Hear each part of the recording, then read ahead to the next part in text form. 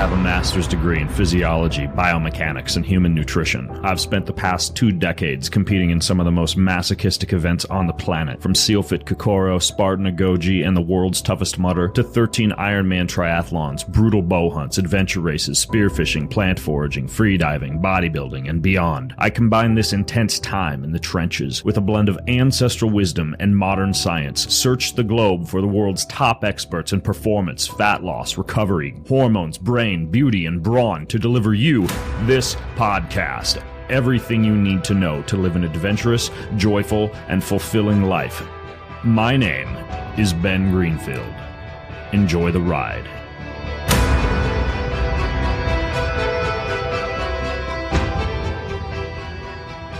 Oh, well, hello. I actually have a little bit of an apology to make to you. I am not enamored with the audio quality of today's podcast episode, but the content is freaking through the roof. This is actually part 2 of the precision medicine conference that I attended and spoke at down in Kentucky. And so I gave a 90-minute presentation on blood and biomarker interpretation. If you missed that podcast episode, you go listen to it. It's over at bengreenfieldfitness.com/Kentucky. That's bengreenfieldfitness.com/Kentucky. Not spelled with an I, spelled with an E, even though I said it Kentucky. But today's episode, what we did the evening after I gave the presentation was myself and 4 other physicians sat down and did a really comprehensive Q&A from the audience. But we did the Q&A during dinner. People were eating. There was like silverware clanking.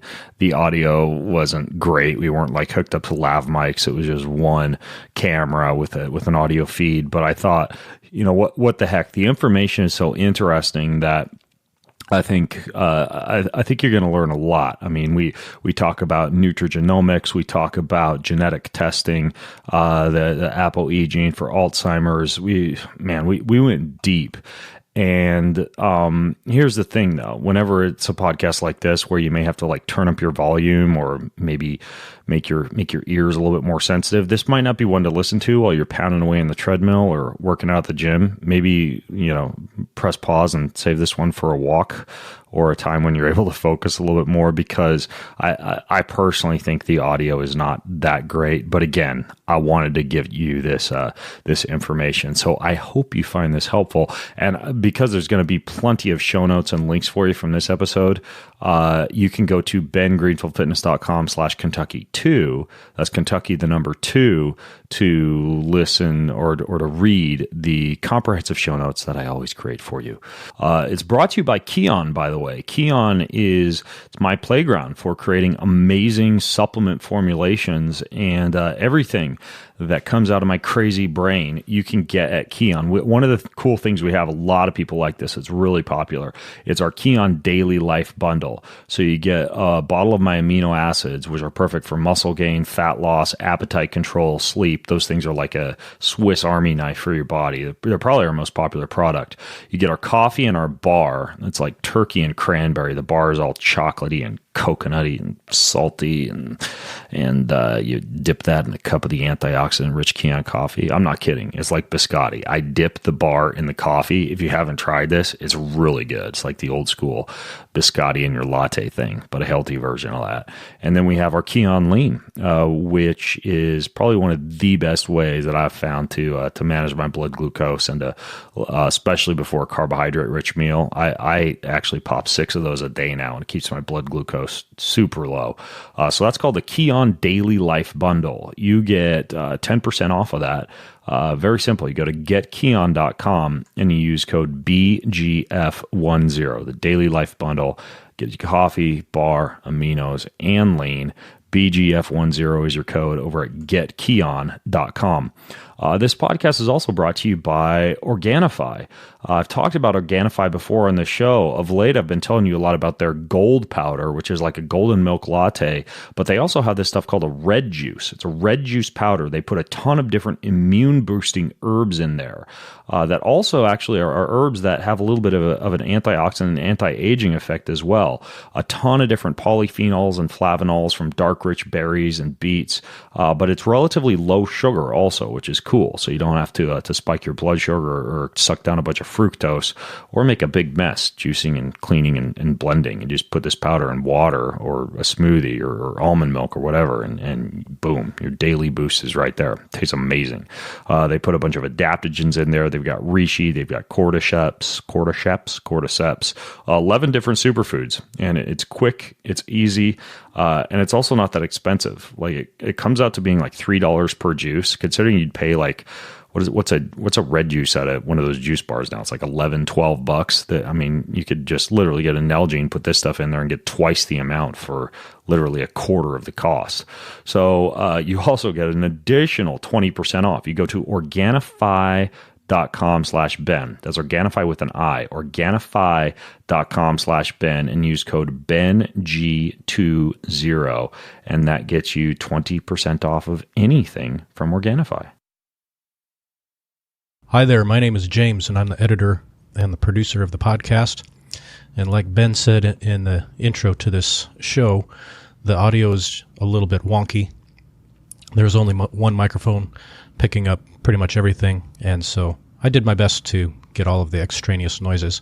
But in particular, the questions that were asked by the audience were particularly difficult to hear. So what I'm going to do is just listen to the questions, and I will record them and insert them into the recording, and then you'll hear the panel of experts answer the questions for you. Here we go. Enjoy it. I just thought it'd be great to have him up on the panel as well, just after talking with him a little bit. I know we have a lot of healthcare providers here, so this is not about us as experts telling you anything. This is a discussion. So if anybody has anything to add, we would love to hear it. I'm going to go ahead and go through some of the questions. We had a couple questions specifically for Ben based on your presentation. How does Ben feel about the chili pad long term if you're sleeping on at 64 degrees? What about the EMX? What do you think about EMX and a chili pad? How come they couldn't just stick to hair gel? Jeez. A little tougher question. Yeah, so I mean, anytime you have something plugged in next to your bedside, you do need to be aware of any type of dirty electricity that might be kicking off. There are home meters you can use, like an acoustimeter, for example, to actually measure that. You can also hire a building biologist. I did a whole podcast with a guy named Brian Hoyer, who went to our home and did a building biology analysis of how much electricity was next to the bed. In case of something like a chili pad or any larger unit like that plugs in next to the bedside. And the chili pad, by the way, it's a mat that circulates cold water or hot water, whatever you want, underneath the top sheet, with the idea being that if your core is cooler while you sleep, your deep sleep levels are enhanced and your sleep latency and sleep efficiency is improved. What I have is a power strip next to my bedside for the few things that I do plug in and run during the night. I use one made by a company called Belkin, and it has its own built-in dirty electricity filter. So that's what I do, is I just plug everything into that. Everything else in the bedroom is off.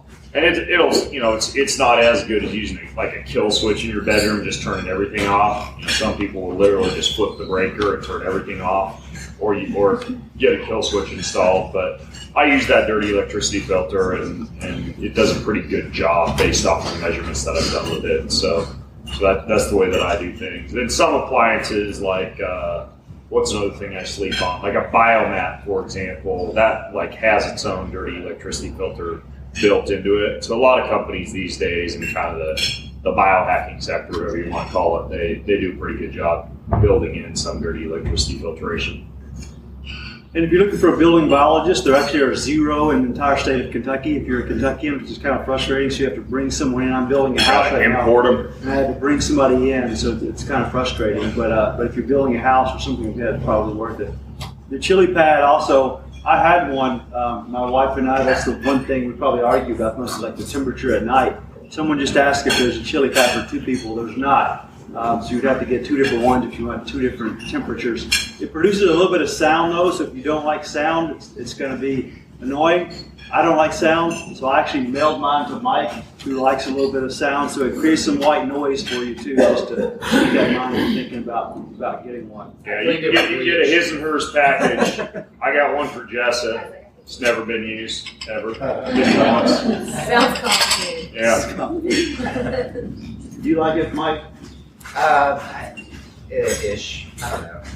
For me, I kind of like the cooling aspect of it, but it's actually fairly thick. So whenever I'd sleep on my side, I'm kind of a side sleeper, it would just irritate me because it was just too rough to sleep on. Princess and the pea over here. Very sensitive. It's good. Guy. It's good for meat sweats. So, Always got meat sweats. so just do a couple more from Ben's presentations. Ben, do you think GPL's mycotoxins are not valid? You know what that means? If not, we have clarification. Clarification on that. Great Plains Lab, Great Plains mycotoxin test for mold. You like Do I think it's not valid? Yeah, I mean, you didn't mention that. I didn't know if you were familiar with The only reason I mentioned Cyrex as an option was because I was talking about food allergy testing, like if you wanted to get all your arrays ordered through them at once. But Great Plains does a good, they do a good mold mycotoxin. Yeah. Okay. Yeah. Just to do another one from Ben. Ben, you mentioned 3.8 thyroid is normally viewed as good, but not optimal.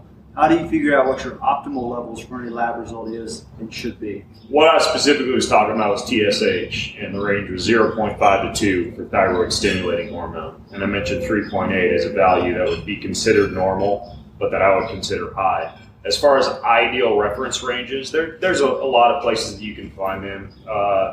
Dr. Mark Hyman has a pretty good downloadable free PDF on his website. Dr. Brian Walsh, who I mentioned during my presentation, most of his reference ranges are also very solid. If you go to just about any functional or integrated medical practitioner or somebody practicing precision medicine like these guys, they're using reference ranges that are a little bit more appropriate, in my opinion, for not just absence of disease, but actual health span.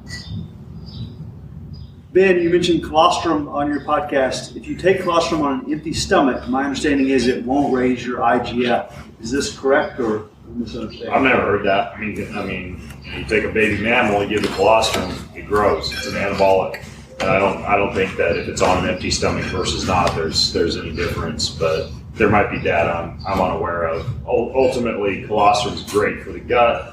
It's great if you've been on antibiotics. It's great if you have leaky gut. It's great if you're trying to put on muscle or increase growth factor or decrease inflammation in the gut. But I don't use it year round just because it is such a potent IGF precursor that you don't want to stay in that constant state of anabolism.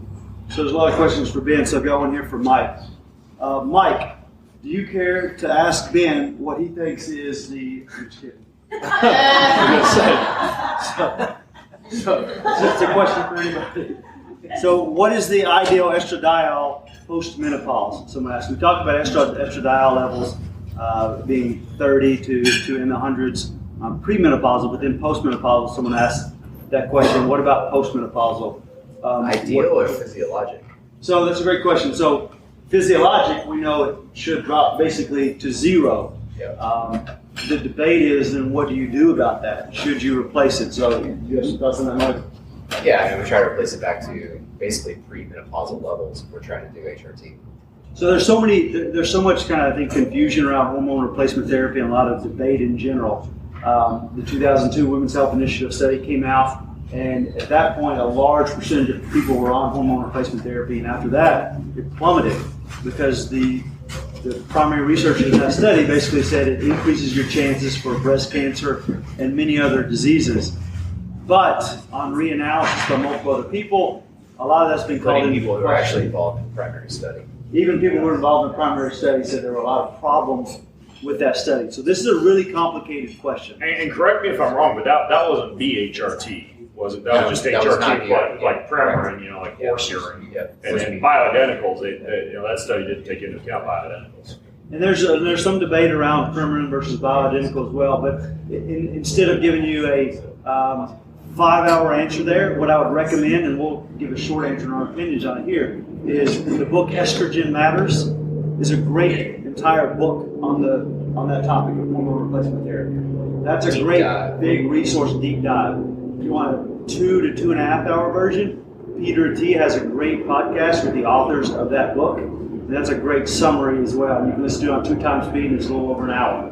So you can get into those, but I think our general philosophy is that if it does increase risk for some things like breast cancer, heart disease, which is completely debatable. A lot of people would say it decreases the risk for some of those things. That's all debatable. Even if it does increase it a tiny bit, maybe 1 or 2%, the quality of life that it gives women postmenopausal is probably worth that. So it's a complex question and answer between a patient and a clinician, and it's a lot of shared decision making. How much is it going to increase or decrease my risk for these things? How much is it going to affect my quality of life? So it's a difficult question. We, in general, probably do replace hormones for women because it just adds a lot to the quality of life and may or may not increase or decrease certain risks based on all the studies that you look at. That's one study, the Women's Health Initiative. It's a big study, a lot of money behind it, a randomized placebo-controlled trial, but there are other studies that contradict it. So read that book, Estrogen Matters, if you want a much longer answer on that. But in general, we're not scared to replace hormones for women postmenopausal. We think it really improves quality of life. Plus, you can get horse urine for pretty cheap around here. So. Especially around here, yeah. How does this, okay, this is a great question. I'll just ask it and then let you all dive in. How does a sense of spirituality and spiritual practice play into health and wellness? And I'm going to limit you all maybe to 60 seconds each because that's such a big question. You'll have some summary thoughts on that. Oh, absolutely. I mean, like we know that meditation and yoga and a lot of these things can actually change epigenetic expression. They can, lower plasma cortisol. They can improve sleep cycles, and even stepping back and looking at it apart from the biological effects. We know they do, like a gratitude practice will increase your level of empathy towards others. We know that in the blue zones, almost every single one has some prevalence of a belief in a higher power or some type of spiritual practice. And many of these spiritual practices are also tied into things like fasting and meditation and some type of routine. So, in my opinion, the healthiest people on the face of the planet are people who are not only attending to their mind and body, but also their spirit. And I think the spiritual disciplines cannot be emphasized enough. You go through 4 years of medical school and you get zero, not just training, but zero thoughts on this in general. And it's such a disservice because it's a huge part of most people's life in general, growing up and then even after they're an adult. And it is extremely important. We, for our patients at least, we try to address this and we try to encourage it as much as possible. We don't push any certain religion or spiritual belief, but it can make a tremendous difference in health. And it's not just us saying that from an ancient standpoint, seeing it even in the blue zone, which is a great amount of evidence, but there's hard science behind this and what it does to your stress level and cortisol. I can't summarize it any better than Matt and Ben have, but I can tell you that just from a personal experience, like finding a meditative practice and finding a mindfulness practice has been one of the most meaningful things I've done for my personal health in the last 10 years. It definitely changes the way that I view the world, the way that I interact with people, the way that I interact with my health. I see a lot of sick patients in my clinic, strokes after with Alzheimer's, and people who have negative outlook on life, they don't do well. And basically meditation will improve your outlook on life, and then that actually allows patients to improve. Sometimes this is a little thing that's missing, that's why they're not getting better. And with meditation and spirituality, they actually are able to improve. I think sometimes physicians, when they deliver bad news, they almost curse patients and tell them they have a certain amount of time to live or things like that. That belief and that outlook. I never tell patients that they will not recover, ever. That's my firm rule. But I don't know. I'm not a god. And nobody is. So if you tell a patient that he's not going to recover, he's not going to recover. Okay, here's a question that I think Ben has multiple podcasts on. Mike and I have at least one we haven't even released yet. So here's what I'm going to do for this question. I'm going to have give you top 3 tips, and that's it. So the question was, you were talking about testosterone, free testosterone versus total levels of testosterone. So when I ask the question, how would you increase, you talked about a free percentage of testosterone being over 2%. If someone wanted to do that naturally, how would they increase their free testosterone? Avoid heavy amounts of endurance exercise. and instead do brief spurts of high intensity interval training, heavy weightlifting.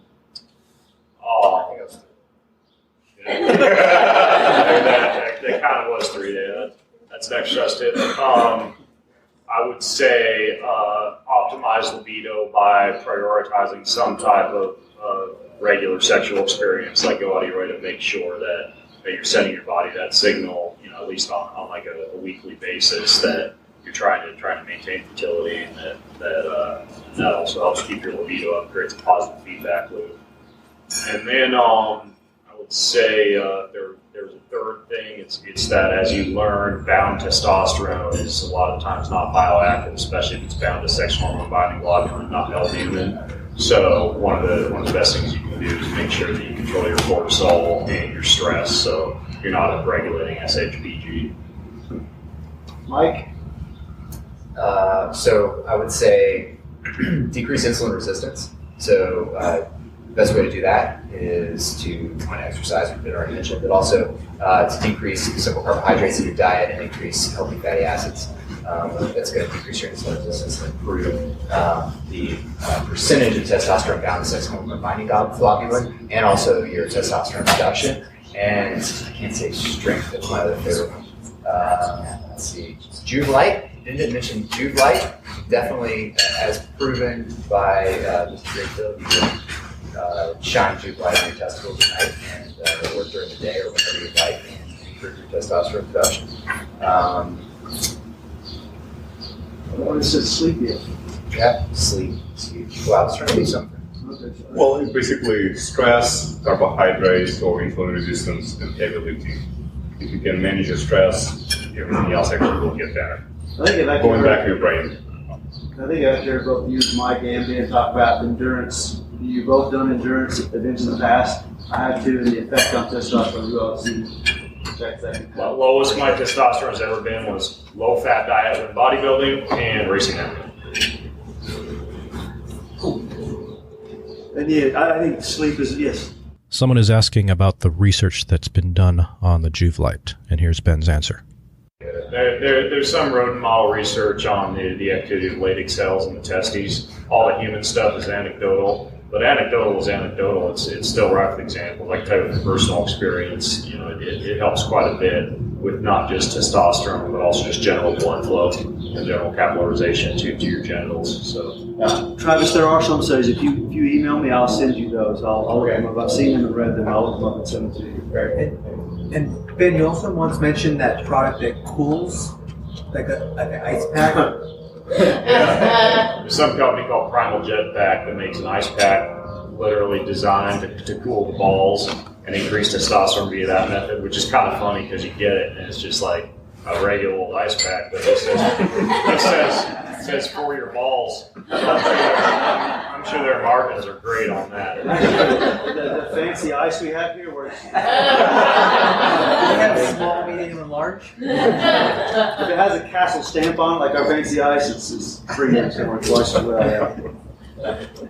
I want to rudely interrupt today's show to tell you about 4 Sigmatic. These are mushroom products. So when I want a pick-me-up, but I don't want a cup of coffee, I take 2 packets of their chaga, which also keeps me from getting sick. It's one of the best ways to elevate your immune system function based on some of the proteins that are in the chaga elixir they make. And then I add 1 packet of their lion's mane, which is like a pencil sharpener for your brain. It increases BDNF, your brain-derived neurotrophic factor. When you have a packet of lion's mane. My kids actually have a packet before they go to school every day. But the lion's mane chaga blend is a really, really great way to boost cognitive function to start your day. They have a lot of other mushroom products. The other one I use a lot of is their reishi before a nap to kind of relax myself. That thing is also wonderful. I always have a pantry full of at least their chaga, their reishi, and their lion's mane. Those three alone are really, really good mushroom extracts. They're giving all the listeners 15% off of all of their wonderful, wonderful elixirs. They even have chocolate over there. Their chocolate's really good too. And it's very simple. You go to foursigmatic.com/Ben Greenfield. Foursigmatic.com/Ben Greenfield will automatically get you 15% off of all the fine fare from Four Sigmatic. This podcast is also brought to you by Hairy Shave Club. I recently shaved my beard off, and so now I'm back to using my 5-blade razor with my lubricating strip, the trimmer blade, the rich lathering shave gel that they have. It's even got a weighted ergonomic handle. It's the Cadillac of shavers, razors. I don't know what they're called, but either way, they clean up the face absolutely. I don't even know what the adjective I'm looking for here is. They make my face as smooth as a baby's butt. The replacement cartridges are just $2 each, so they don't screw you on the cartridges. They get rid of all the upcharges.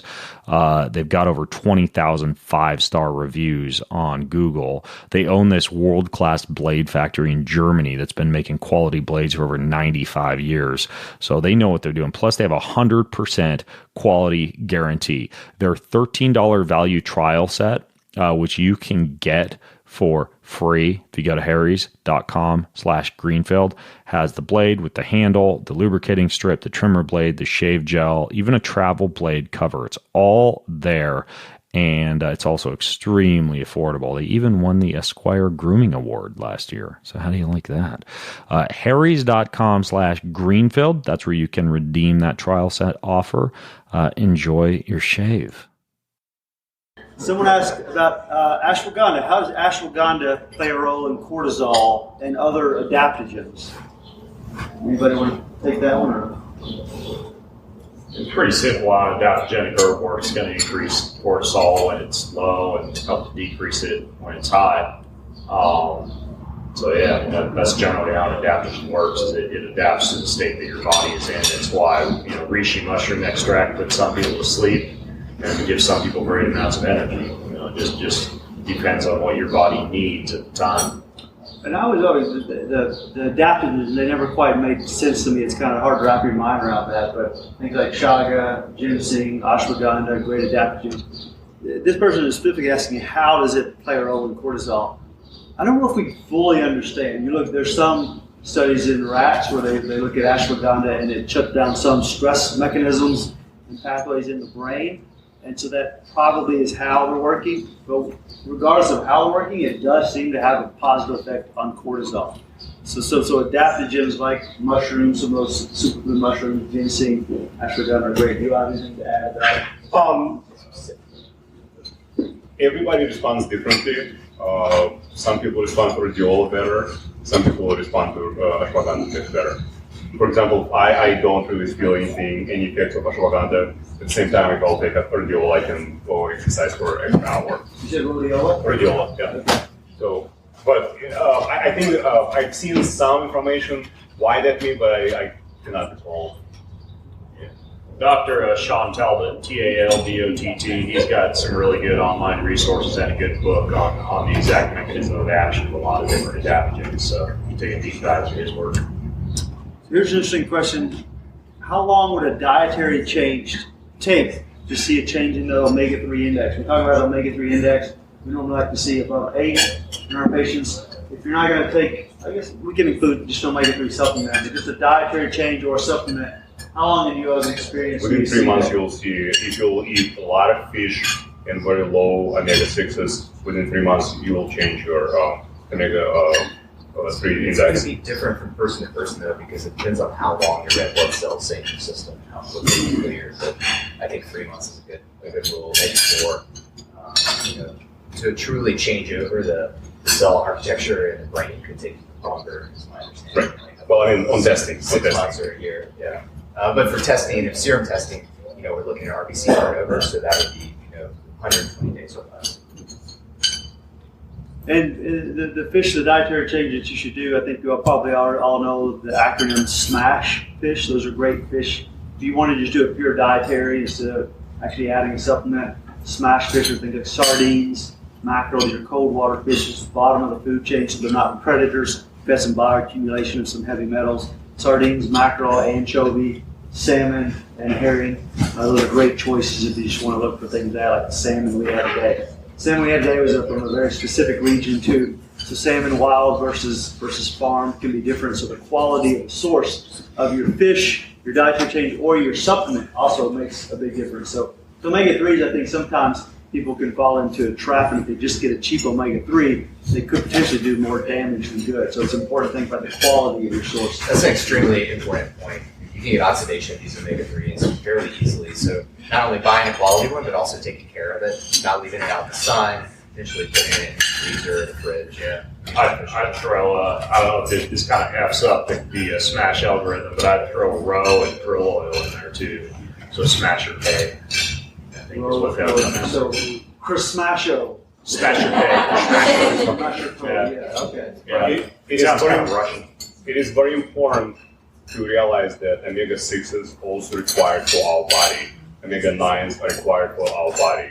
So a lot of people say, I'll eat only fish, I'm not going to eat any omega-6s.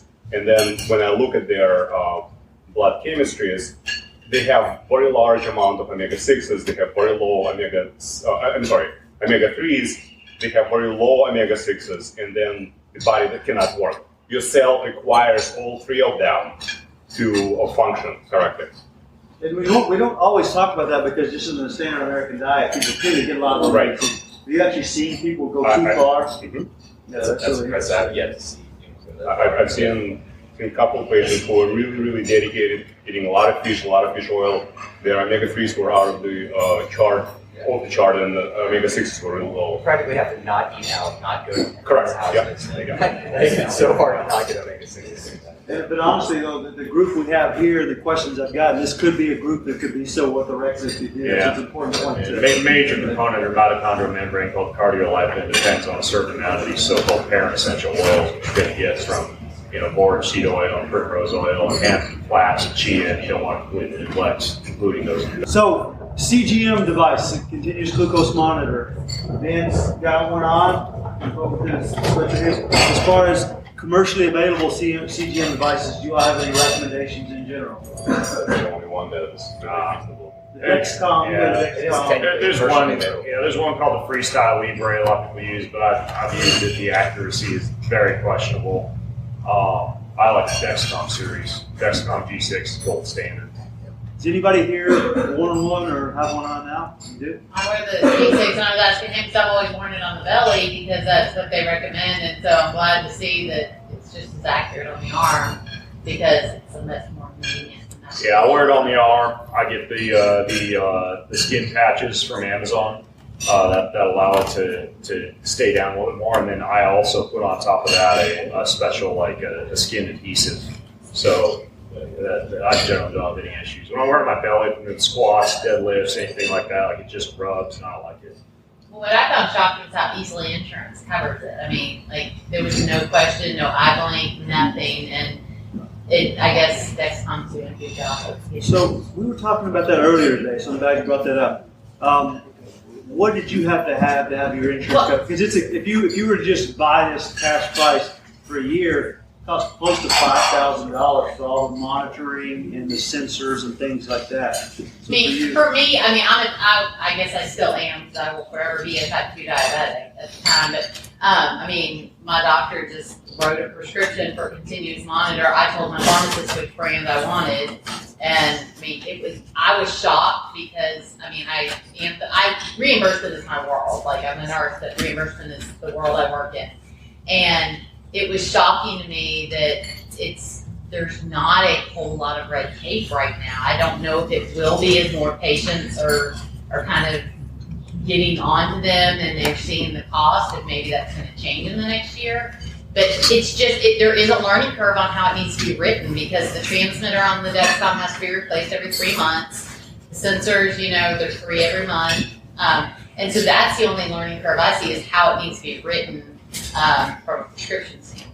I guess so if you actually have a diagnosis of diabetes, insurance is usually pretty good because there's so many complications with that. If you didn't have it, you just wanted to monitor, then you get into kind of a tricky issue, because if we were Mike and I, we have some of these ordered for our patients. Someone that has really difficult insulin resistance, it's probably good, even if they don't have diabetes, for a few months to see how they respond to food or a cold plunge, like Ben was just showing us what happens to the glucose after a cold plunge.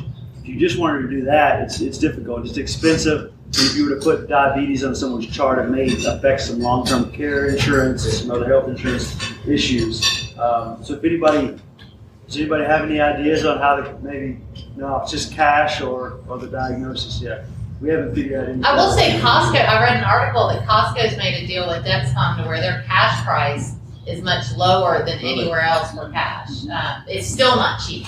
And like he wore mine for a while because I had to change transmitters. So there's like a 2-week period where the old transmitter worked. And so just to kind of see for 10 days with him, we did that. But buddy system. Exactly.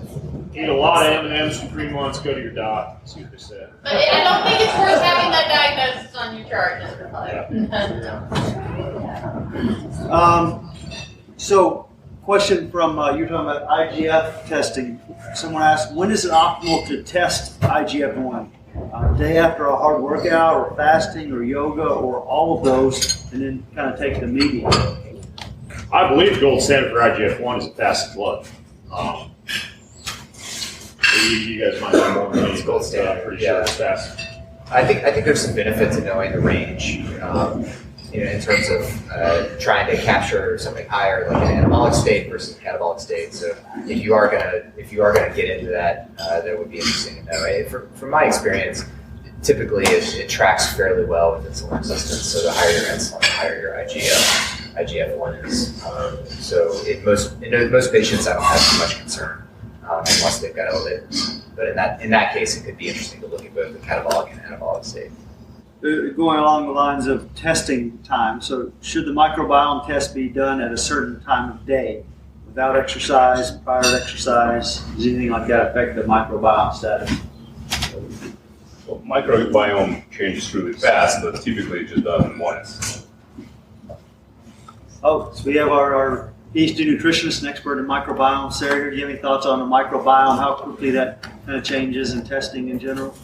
So if you're going to test it, and I hope that we figure out like the specifics around the testing and how useful that is and how to tweak the microbiome to improve health outcomes, that it be consistently, right? Whether it's first thing in the morning, at the end of the day, or for a woman, like the same time within the cycle. Theoretically, the bacteria are more active in the morning than at night, right? I mean, we know the bacteria have circadian rhythm. I think you actually told me that. So I guess it would make more sense to test it during the day than last meal or last food. Most of the research on microbiome response to exercise is chronic, not acute. So I doubt that you having done a hard workout versus an easy workout the day prior or even immediately prior to the test is going to change that much. And to be honest, you all can correct me if you disagree, but I mean, when I look at the data on exercise in athletes and microbiome, I have a hard time sorting out what is like causal and what's correlation and which comes first, exercise and the microbiome. And so I'm not sure exactly how much it matters when you test, but the safest thing is just to test at the same time. And I doubt you're going to be doing a lot of testing. I mean, it's $300 or so per time, so you're probably not going to test multiple times over the course of a month.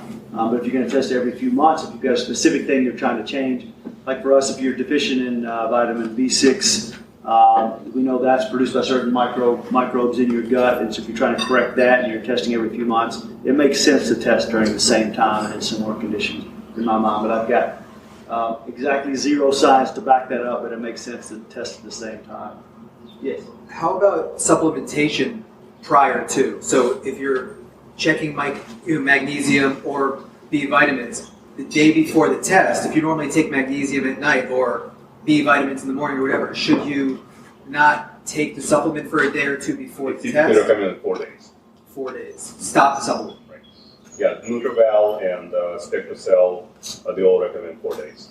These are great questions. These are difficult questions. And a lot of, just to be super clear, I mean, like, I just want to point out, a lot of these questions, the answers we're giving you are our opinions, and they're us kind of taking all the research we've read and kind of making some educated guesses. So I don't want to confuse this with hard science and randomized double placebo-controlled trials, but these are kind of our opinions based on our reading of the literature. Okay, so here's a question. We were talking about parasites earlier. Someone said, my understanding is it's difficult to test for parasites since they release an enzyme once the stool hits the air, and this enzyme dissolves the parasites. Is this correct? You all heard of this? I've not heard of that. I think that's why you put it in the preservative right away. So, yeah. What was your answer?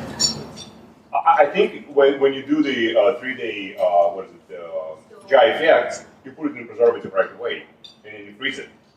Yeah. That tube, so you put it's not going anywhere. Preservative in it. So just do it really quickly. Well, that's what you're supposed to do. Follow the test instructions, and that preserves it. I just heard that immediately that it dissolved it, so I just didn't know. And it's interesting because probably 95% of our patients come back and they have no parasites, and I'm like, there's no way. And then we do a parasite cleanse, and they're releasing tapeworms and roundworms, and so I'm just wondering if the validity of that. But besides that, you have to look Do you do 1 day or do you do 3-day test? 3 day always. Really? Yeah, always. Okay. Yeah, it's the same price. But So- I like the test for so many other reasons, because it gives you so much information. Right. I just find it interesting that so many people don't have parasites, but yet when we put them on a parasite cleanse, within 9 days they start releasing parasites. So. It's a great observation. I mean, every test that we do in medicine, we think about. I think a lot of times people think about tests being similar to a pregnancy test, like it's a positive or negative, close to 100% sensitivity and specificity, but very few tests that we do really have those operating characteristics, and they have sensitivities and specificities that are all over the place. So it's very valid when you make that observation to at least think about that and keep that in mind. So it's a good point. Okay, here's one that we could talk for a long time on, because I think we have a local podcast on this. So again, top 3 tips here. I'm going to limit you all to. What are key factors to getting quality deep sleep? We said deep sleep, so let's specify deep sleep in particular. Well, I think Ben has a phenomenal article on this. I think he covered pretty much everything. Yeah, there's a 10,000-word article on my website I published last week. If you go to my website and do a search for deep sleep, there's like half a dozen other articles on it. Top 3, I think, would be cold. Like making sure you're sleeping in a cold environment, and even lowering the core temp prior to bed, not eating a heavy meal right before you get to sack. Number 2, I found, we talked about this on the podcast yesterday that hasn't been released yet, but higher amounts of CBD oil. So you can talk about quite a bit, or a CBD supplement, like in the range of anywhere from 60 to 100 milligrams of CBD.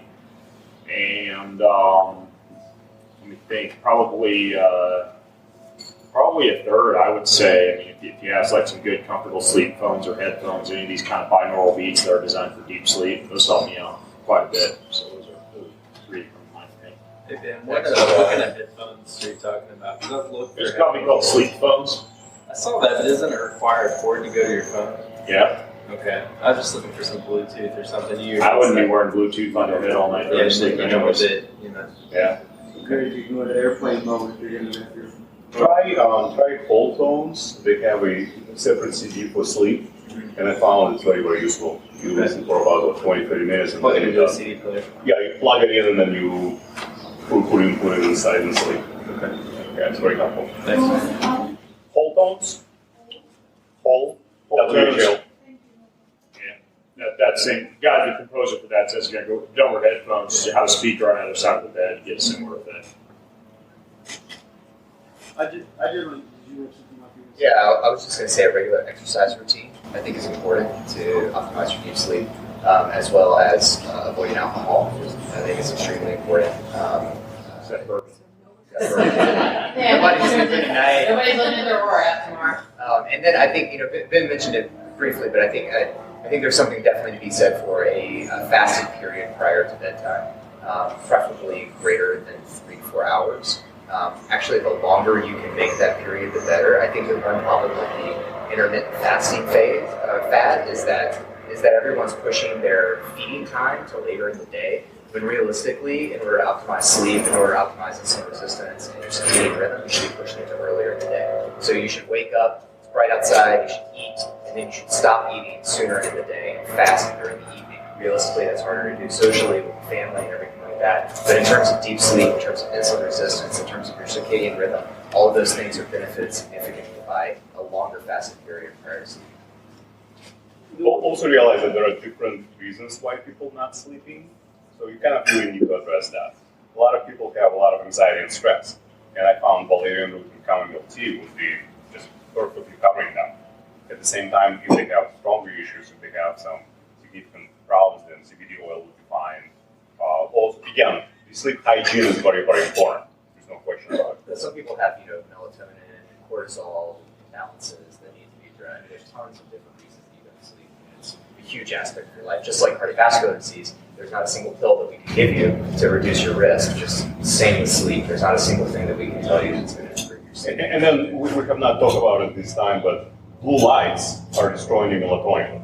So you really need to have blue blockers after sunset to allow your melatonin to build up. And if you chronically have been really poisoned by blue light, then it will take some time for your melatonin to build up. Do you find that those patients that are low carb or ketogenic have deficiencies in magnesium? So any other questions out here too, but I guess this is kind of an experience question. Do you find people on a low carb or ketogenic diet are deficient in magnesium? Now I kind of read in a little bit of this question. I'm assuming the person asking this is thinking, okay, leafy greens are really high in magnesium, a lot of vegetables are high in magnesium, so. Well, it depends on what kind of ketogenic diet you eat. If you eat bacon and eggs and meat, then you probably will be. At the same time, if you're getting really high plant-based ketogenic diet, then probably not. He's going to walk around and take food off everybody's stomach. It's like world dessert that you guys are banging things out up there. I don't really know what to say. No, I haven't seen that. I mean, magnesium, you get in liver, organ meats, there are a lot of great sources of magnesium that aren't plant-based at all. So in my experience, I haven't seen that at all, low magnesium. Has anybody seen that? The person who asked that question, is that an experience that you've had? I'm sure to ask. No, what I see more is that people have folic acid to break the mineral bonds of parts of the vegetables that they're eating. So you've got to fix their digestion too, right? Gotcha. So you say more of a digestion issue Yeah. of absorbing the magnesium. I mean, that's what I think one of the issues too is that glycogen carries a certain amount of electrolytes in water, and so once you dump a lot of glycogen, you can dump a lot of minerals, and people get keto flu, et cetera, and that actually can be helped quite a bit with electrolyte supplementation. So all your minerals, not just magnesium, but they all take a little bit of a hit to dump that glycogen. Yeah, we have a patient right now who's been emailing on refill protocol and having some issues with kind of cramps at nights and things, emailing to start a ketogenic diet. And my assumption, we're trying to correct right now, is that it was more related to the glycogen depletion, some dehydration, maybe some minerals, so they're supplementing with magnesium, but it was really probably more dehydration than anything else. Chris, did you say you have patients where you've seen that? No, I asked the question. I was just curious. Yeah, that's good. Along those same lines, we use a lot of no salt with, which is potassium chloride, along with sea salt as a supplement in our water. I haven't really seen a lot of Dr. Berry was the one that recommended that. I haven't seen that many other places. Is there harm in using no salt? Potassium chloride specifically. Yeah, it's all it is potassium chloride, and so you cannot even begin to scratch the surface if you buy a potassium supplement with the amount of levels that's in no salt, which is a huge amount. And so we dump, a quarter teaspoon of that in water, and it seems to really make a big difference for energy level. But I also want to make sure that, we're not doing something that's harmful. Because I recommend it to everybody that I work with if they're doing the keto diet. Something has good renal function. It's a water soluble thing. Your body's going to handle that. Just as potassium. That's all it is. Those were incredible questions. You'll probably have more. What other questions? Yeah, we're total geeks about this stuff. We love talking about it. So what other questions do you have? And do you have any specific comments on the things that we said you may disagree with or see contradictory evidence? Because my favorite thing in the world is to be wrong, because that's when we're learning. So any other, yeah.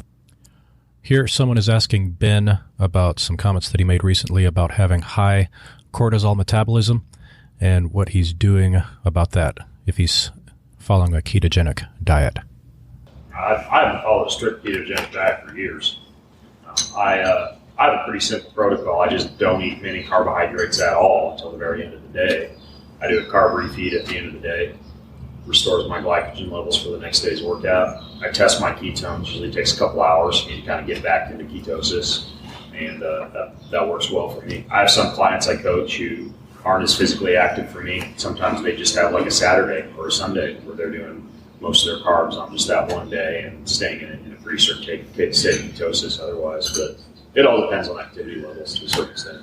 Is there any merit to the low carb causing HPAX distortion or adrenal fatigue? Sure. I mean, any highly restrictive or myopic diet, I think, can cause some HPA axis issues.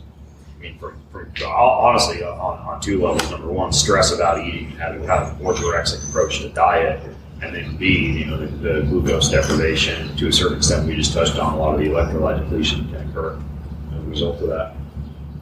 I think it's good you said, you talked about what you did, but then you talked about what some of your clients do, because it's important to note that nobody else has been greenfield. Like, so his diet that works perfect for him is not going to be for everybody. It's a great experience, but we all have to think about your activity level compared to a pro Spartan racer. It's going to be different for everybody. So it's a great guideline, but it's good to have a guide or at least be testing, like all these things have been talked about before, to really measure yourself and figure out what works best for you as well. Someone is now asking about a colonoscopy, if that's the best way to reset the microbiome. I don't think it wipes it out. I mean, unless you take antibiotics, your bugs are well. Yeah. They're in what's called a biofilm. So if you've ever had like a really dirty dish, you know that you have to scrub the hell out of it to get the crap off. That's sort of a biofilm, right? So bugs in your colon, Sarah said that's wrong. The bugs in your colon are basically inside of a biofilm, and as that whatever the specific thing you're taking is, whether it's a max citrate or whatever, the giant gallon of whatever it is, that is not going to dissolve the biofilm. So it's not a surfactant, is what I'm getting at. It is going to basically clean up all the large pieces of poo and leave the biofilm just happy as ever, right along the line. So you shouldn't have any. I have pretty significant microbial diversity. I do a coffee enema 1 to 2 times a week. When I travel, a lot of times I'll do like a glycerol enema if I've got traveler's constipation or anything like that. Zero issues with microbial diversity. If you were concerned about that, I mean, it's pretty simple to actually do a probiotic enema. I mean, you can take probiotics, put them in coconut water, let it ferment for about 6 hours, and literally just infuse and hang it upside down for about 20 minutes or in some kind of inverted position. You can actually do a little bit of a colonic repopulation using that approach. I just saw someone mouth, "Oh my God," when you said that. Fun with your butt. I have a two-part question, maybe even 3-part. So, what would you do for a patient who gets the common cold, and is it personalized based off of their DNA and their blood and all that, or is it, if you have a common cold, here's what you need to eat and supplement with, or medicine, is the first part, and then the first 2 parts from this third part is, if it develops into an ear infection or a sinus infection or a bronchial, whatever, how do you naturally heal it without antibiotics? So common cold usually is a viral infection.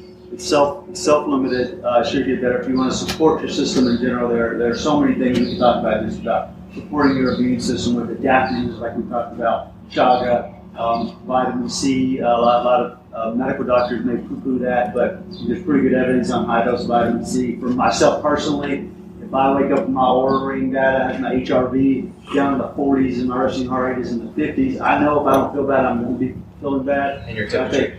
Your temperature. Checks your temperature. I'm going to take a lot of vitamin C, and I'm going to just, simple thing, rest. Take it easy. Don't stress your body out. It's telling you it's going to be busy fighting this off, so you want to give us some time and some support. That'd be my general advice on just wellness. I mean, sleep, rest, take it easy. I don't think there's any reason not to take antioxidants, vitamin C. I have a protocol that I basically take 30,000 units of vitamin D. I take at least 1 or 2 grams of vitamin C, and specifically vitamin C is the first vitamin C. L-ascorbic acid, not ascorbic acid. L-ascorbate, not ascorbic acid. Then I do chaga, then I do sauna, and I hydrate myself like hell. And typically within a day or so, well, I go to work. Within a day or so, I get there. You go to work, I'll give everybody else to come. Yeah, that's right. Chaga, sauna, electrolytes, vitamin D, vitamin C, all of those are spot on. The only other ones I'd throw in there that I've found to be very effective would be zinc acetate lozenges, like dissolving those so that you get some of that intranasal absorption, like 4 to 6 of those lozenges per day. Bee propolis, which is very, very effective, and then finally oil of oregano. So I know it's a lot of stuff, but I would say those would be the biggies I've found in terms of the home first aid kit for colds and flus. Can you ask going? I was just going to go ahead and hit the antibiotic question. I So, was telling you. let me add. The data is convincing that antibiotics for sinusitis and ear infections has virtually no benefit. The majority of sinusitis is not bacterial based, it's viral based in the first place, and antibiotics are not supposed to do anything. If anything, for ear infections, antibiotics might decrease the symptoms by about 12 hours. And when you compare that to the risk of your gut and altering your microbiome and causing dysbiosis, I don't think that's worthwhile. In fact, my son just had bilateral ear infections, and I fought tooth and nail to not put on antibiotics because I think it's extremely low value. And Mike, he said there's no benefit. You also talked about a little benefit about the 12 hours. So it's important to talk about risk and benefit. Like if it's a few hours of symptom relief, you have to compare that to the problems that it causes. You go to, there's a great website called dnnt.com, the number to treat.com. So it talks about the small benefit for antibiotics for maybe ear infection or sinusitis or even strep pharyngitis. They talk about the downside and the number needed to harm also.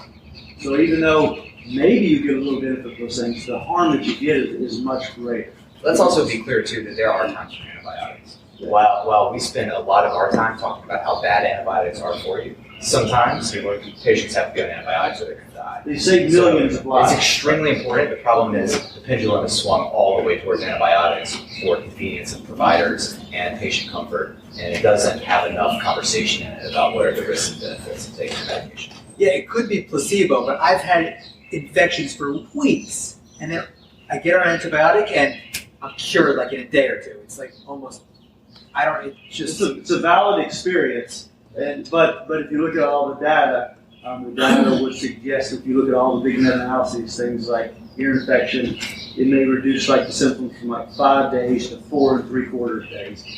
Mike said 12 hours and stuff. I said from like 6 hours. Like it's a really small window that it actually helps. And what happens a lot of times too is people try to hold off, and they take antibiotics late when it's kind of getting better already. So. That's not to say that you didn't have a valid experience or that antibiotics didn't necessarily improve your experience. It is definitely patient dependent in a situation. And the problem with your experience is that also there's a time. The time is the issue. So you may have a little bit of benefit. What you may not have associated with antibiotics is if you take one course of antibiotics, your chance of having anxiety and depression next year increases by 17 to 24%. 2 courses increases that by 40 and 45%. So if you felt anxious 6 months later, you're not associating that with antibiotics. You're not incorporating that part of the experience into the equation. So a lot of the problems from something like antibiotics are going to be temporally unrelated to when you take them. So that's why the studies on these things are important too, to think about not just experience. The best way to prevent colds is to take cold showers every morning. I swear by it. I have not had a cold for 3 years since I started doing that. So for 3 years. and water here is very, very cold. It's pretty dang good too. I travel a good 2 to 3 weeks out of every month. I'm on the road all over the place. I'm rarely sick, like 2 times in the past 5 years, and I'm cold shower morning and often evening too. See, I love my hot showers, but it killed me when Matthew, when we're getting ready to close the pool, he's out there and I'm like, good God, he's out there and it's freezing cold. He's out there with his little elastic things on, swimming against the current. I'm thinking I would have already been frozen.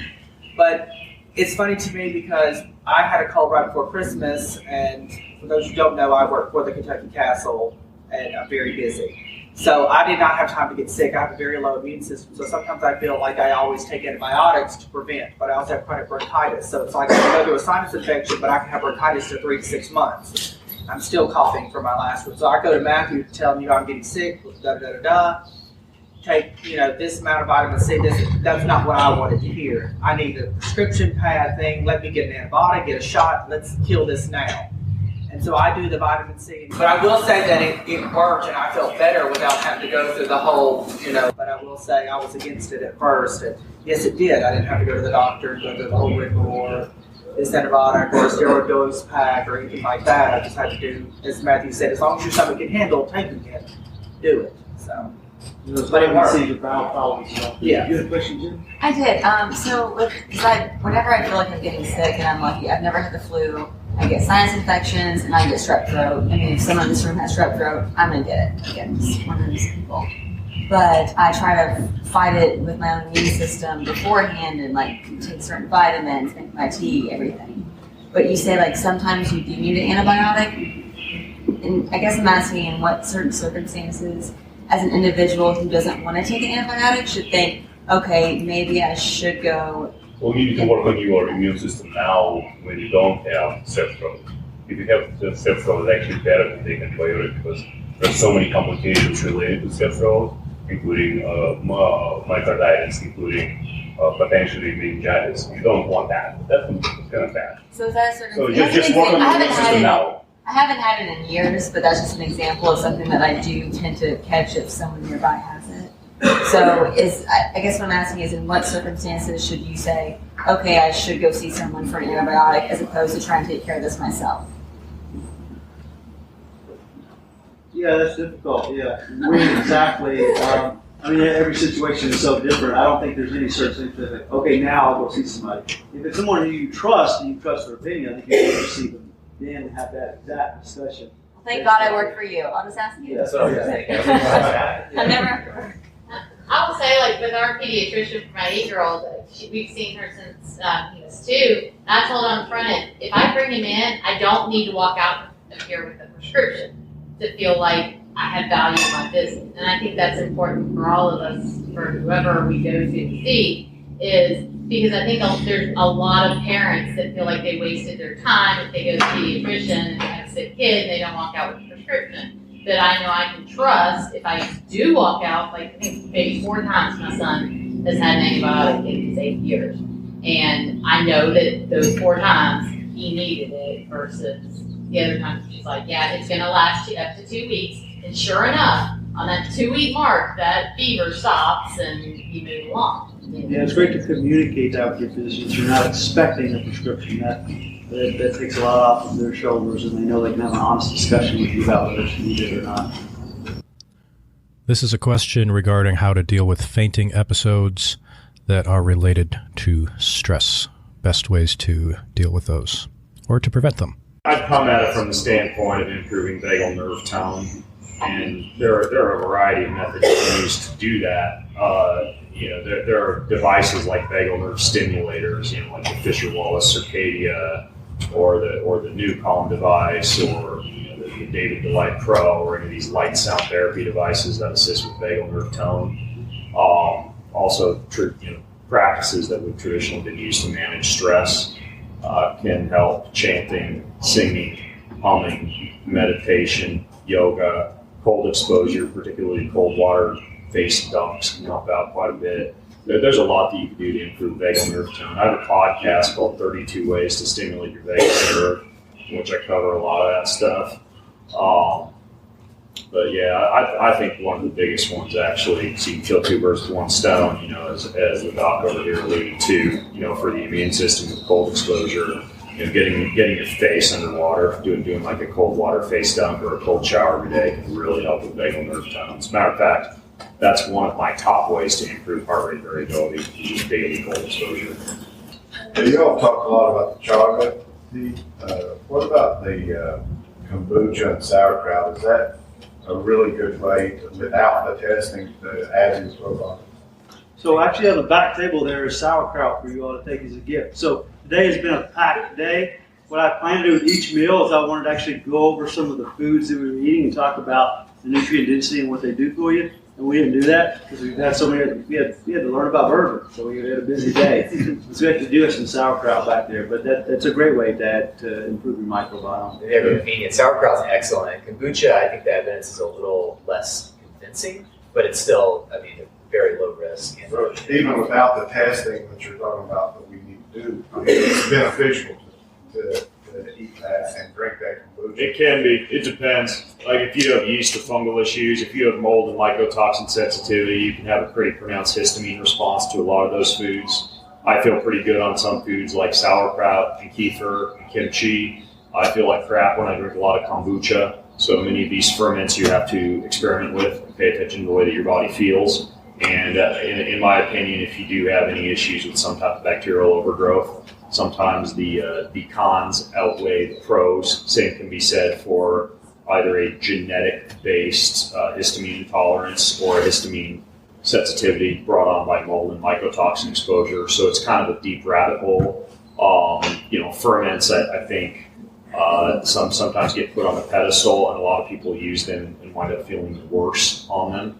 So, there are some people that just have to use like a probiotic strain, like a probiotic supplement that's a non-histamine producing probiotic, or they need to just use, say, like a dairy-based ferment or a non-kombucha based ferment.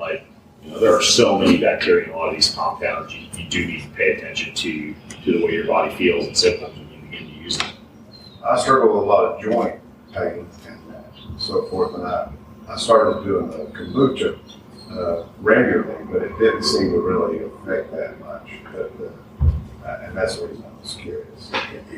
There's a lot more that goes into your microbiome health than just probiotics. There's also prebiotics. There's this concept of is there any dysbiosis. That sort of stuff doesn't change overnight, and sometimes it does take really aggressive prebiotic administration or probiotic administration sometimes to change that. And also lifestyle factors as well can change it. So there's just so much that goes into it. I mean, I think it's hard to, it'd be great if you could just drink kombucha and feel better, but I mean, if your inflammation is truly coming from your gut, it may take a little bit of a deeper dive to figure out what it is. And as we said a few times, your experience is valid. Do the testing, read the science, try to make good, educated decisions, but if something agrees with you or doesn't agree with you, it's good information. I do great with kombucha. I crave kombucha frequently. It does something good for me. And so if it doesn't for you, then I love it. I just can't tell that I've got beneficial results. Drink it because you love it. It's a very valid reason to drink it as well. Now a gentleman is asking the panel their thoughts on a 5-day fasting mimicking diet versus a 3-day water fast. The great thing about the fasting mimicking diet is there's good science behind it. So we can't argue with those results in that science. 3-day water fast, I think, is really great as well, but that's hard. That's difficult. I think if you can do that, you're a physician. So if you're doing that and you're kind of monitoring and watching yourself, I think that's a great way to really stimulate some massive autophagy and get some good benefits from it as well. I don't think it's clear though that there's more autophagy with one than the other. I mean, we don't really truly know how to measure autophagy, so we have to sort of estimate it. My best guess in terms of estimation is looking at ketones. If you're coming from a non-ketotic state, going into a ketotic state secondary to fasting, then if I were you and you were trying to decide between the two, if one doesn't necessarily feel a lot better, then I would look at your ketone response over a couple of different fasts in either direction, see when you have the ketone response the fastest and how deep you go into ketosis, because that's probably our best, in my opinion, surrogate for autophagy outside of another measurement at this point. Just measure. I mean, we're all different. That's why they have precision medicine. You have to measure your response. What works for me, what works for them, does not work for you. And vice versa. You have to measure yourself, and you need to figure out where you are in that spectrum. And it depends on your goals as a person too. So like my father and I, if we are both going to do a fasting protocol and try to stimulate autophagy, I'm probably going to be more of a fasting mimicking diet and maybe have some bone broth or some calories in the evening, just to, because I'm not as concerned about going deep, and I talked to him 20 years younger than he is. For him, it's probably a little more important to get a little more intense, but I'm still trying to perform and do certain things, and so those calories are probably a little more important for me. So it just depends on your goals as well. And some people have trouble keeping weight on, and most people in fasting mimicking diet, they be a little more muscle sparing than just a water only fast as well. Do you have a question, Jesse? Yeah. Ben, are you still doing the NAD injection that burns for 15 minutes? Burns. No. Very uncomfortable. I switched to patches. Yeah, you get a slow bleed patch over like 6 hours. Say you can still deliver like 500 milligrams, just spread over 6 hours. You still have to go to a clinic to sit under an IV for 6 or 8 hours or whatever. And yeah, I mean, I am a fan of, based on the fact that your NAD ratios tend to become a little less favorable as you age, and it appears to have some pretty good effects on the human body and on mitochondrial function of getting NAD into the diet in some way. You can use like fermented foods, fasting, and forms of tea to do it, but I feel pretty good when I mainline that stuff into my system. Just my sleep cycles, my energy levels, a lot. So I just don't do the injections anymore. You get it through a doctor? Yeah, I get it from the NAD clinic in San Diego, and right now, I mean, I've messed around with everything, like the NAD injections and nicotinamide riboside, NMN, NAD supplementation. Right now, all I do is once a week an NAD patch, which is about 500 mg, and then I drink that Probiotic bark tea pretty much every day. I have a little bit of powder with some other kind of autophagy-inducing compounds like quercetin, glycine, and chamomile. It's a pretty low dose, right? Have that. What's that? 500 is pretty low dose. No, 500 is a pretty decent dose for NAD. But I mean, aren't a lot of people taking that orally daily? That's a hefty oral dose. Is that too high? Yeah, and there's also a difference when you mainline directly into the bloodstream. You get a lot of oral and liver loss. So if you were to take like True Niagen or Elysium Spaces, I think those capsules are 150, 200 milligrams tops. The recommendation is one a day. So you're doubling or tripling that and mainlining it directly into the bloodstream. So there's a totally different effect. Some evidence that might do better getting into the cells, and particularly in the neural tissue, when you bypass the gastric absorption. And you're recommending that to most of your clients now, the patch? Clients who want to use NAD but don't want a lot of the discomfort of an IV, works pretty well. There's some IV NAD. Okay. Yeah. I'd love to feel that Superman burn. Actually, with the Superman effects after the burn, right? Yeah. What other questions? Any others? Personal thing. This question is about exercise-induced hypoglycemia that is not for a person who is diabetic. How to deal with it. Eat and also don't eat. I'd say eat during exercise, like save your feeding for during exercise. Don't eat right before. Like wait till you get 20, 30 minutes into the session and then use like some kind of bar or goo or other, you can even use like amino acids or ketones or something else. But generally, you go out, you eat your pre-workout meal, you start to work out, you get that hypoglycemic drop from the insulin release from the meal that you had. And the trick is to just, because I experiment with this a lot when I was just racing triathlon, had 3 workouts a day. You just don't eat before the workout. Save your meal for literally during the actual workout. I've been doing like the applesauce crusher, like in a little pouch, but I'm not doing myself harm anything with that insulin sugar spike. Not during exercise, no, that's the least of your worries. During exercise, I mean, you got to, you're doing pretty intense exercise though. I mean, you're shunting away from your gut the amount that you're able to absorb. So maybe having some fat before as well, especially if you have gut issues. I think we were talking, you have some gut issues. So if you have gut issues, then during exercise is great for Ben with no gut issues. But if you got gut issues, you probably want to think ahead a little bit. It would be interesting to see what ketones do, exogenous ketones, because theoretically that would actually decrease your blood sugar. That's not what I was wondering. Yeah, so I'd be interested to see if you'd like actually pass out.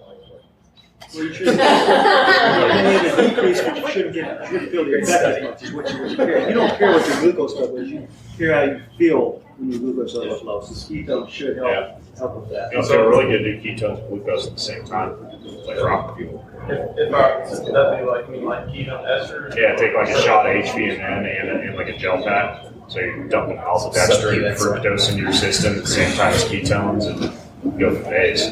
Yeah. So those the ketone esters are the kind of high pricey ones. About $30. Yeah. I've got a bottle in my backpack I can show you. It's like you can use the salts too. They're not, it tastes really good. Very good. This question is for the panel.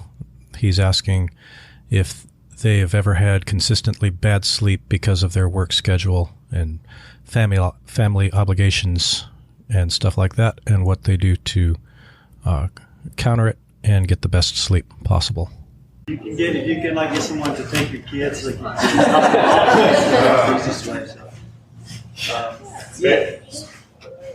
Based on the evidence that I've seen, a few of the things that mitigate the effects of a lost night of sleep. Number one is brief spurts of high intensity interval training. We're talking like 5 to 10 minute brief spurts of high intensity interval training. Blasting yourself with large amounts of artificial light, like blue light in the morning, to reset your circadian rhythm.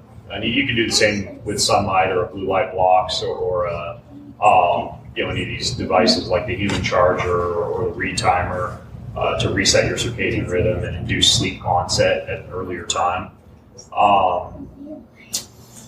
Regular meal timing, don't skip breakfast. That'll also be a good circadian cue. And then other than light and exercise and meal timing, those are really some of the biggies when it comes to kind of like renormalizing sleep architecture. So I do. There are times in your life with young kids and other times when it's just not going to be optimal. And I think it's important too to talk to people about not freaking out about that. I mean, do whatever you can to mitigate it, but don't cause extra cortisol spikes. You want to just embrace it. Start drinking Monster drinks. You got to go all in if you're going to do it. Adderall. There's a little bit of chemistry that goes into it too. I mean, like night shifts or other times if you have to be up during the day and you had a bad night shift before.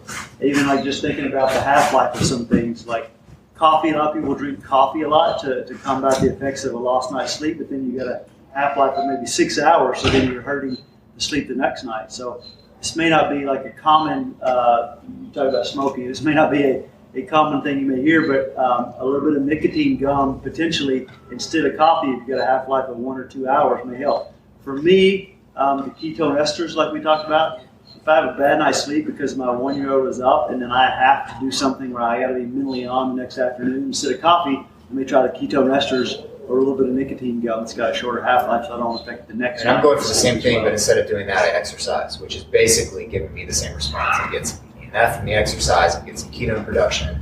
I'm getting some stimulation, just like you would get from nicotine, just from exercise. So similar sorts of stuff. In terms of how do you manage it from a lifestyle standpoint to decrease the risk associated with it, the thing that I'm most convinced about is to not alter your diet and the rest of your lively habits outside of your circadian rhythm. So if you are up all night for whatever reason, don't eat that while you're up all night. So stay to your regular eating schedule. Don't change it for being up all night or for whatever is altering your rhythm. Try to stick to your regular daily habits in terms of eating, exercise, and the rest of your sleep as best you can outside of that time where you were augmented. And I think that in the long run is the best shot you have at decreasing the negative effects of not getting enough sleep, whether it's REM or anything. Yeah, a lot of this stuff works for jet lag too. And this is probably my last comment because I want to hang out with my kids a little bit before I get them down to bed for the night. But